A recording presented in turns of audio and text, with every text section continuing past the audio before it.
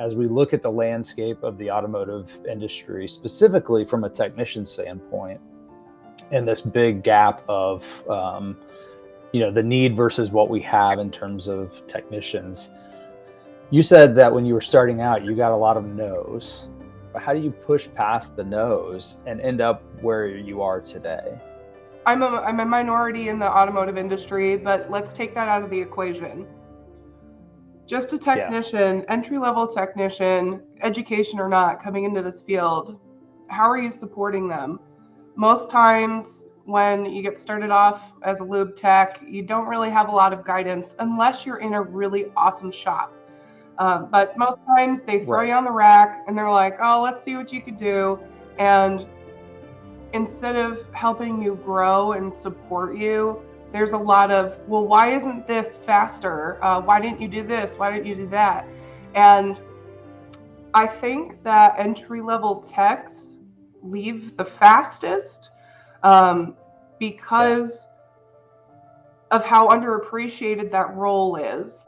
I could go over to a hamburger place down the street and make $18 an hour with a $500 sign-on bonus, and I don't need tools or a box. So we have to ask ourselves, why is there a tech shortage? And what do we need to change in our culture to make it more cohesive and welcoming for people to want to stay? Because with just women, 47% of women that start off in the automotive field quit within the first year because of the lack of support. Which for me personally, there was a lot of times where I would just sit in my car and cry. I had rage tears. Because when you hear no so much, or you're not being supported and your growth is being stunted. You can't do this. You're never going to go anywhere. Yada yada yada. After a while, it gets under your skin, and when you don't have a good support system to rely on, it can be very difficult, and you want to give up. And it happens to everybody in this industry. What it comes down to is you have to want it for yourself. And once you figure out your why and what you want for yourself in this career, you just have to shut everybody out.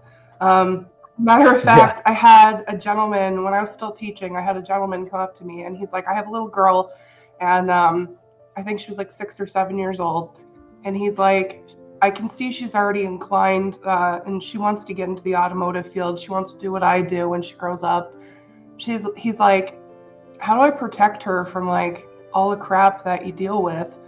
And the only thing that I could spit out at the time was, you just have to build up her confidence so she's bulletproof, because there's no easy way to come into this field. You have to come in guns blazing. You cannot be an expert. You have to learn every single day, because this industry is always changing.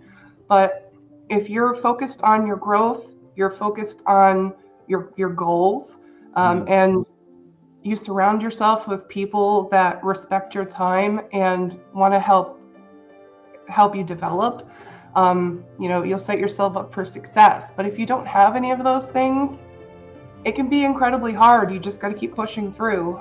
With the tech shortage, how are you encouraging young people to come into the field? I was just at my kids' book fair last week, and there was not one book on the shelf that had a skilled trade on the front cover. But there was, I want to be a doctor, I want to be a firefighter, which are all good things, but we're not promoting skilled trades. And even, I'm 30 years old, and when I was growing up, we were told, nope, work smarter, not harder. Skilled trades aren't going to pay anything, which is a lie. If you're really good at what you do, it's a very profitable career. But our schools were kind of grooming us to get a 4-year degree. You could get a 4-year degree in anything you want, balloon animals, archaeology. So all these people that are my age left college with these 4-year degrees, and they can't find a job anywhere. But hey, skilled trades always needs people. And again, it is a profitable career that you can thrive in and do what you love. But society doesn't promote it. And it's crazy, because I mean, like, I love what I do. I love the automotive business. It's always changing. It never gets stale. So like, we really need to step up as a society and support skilled trades more, because that's what it's going to come down to. You don't need a college degree to do something you love and you're passionate about. It's just, it doesn't have to be in the cards anymore.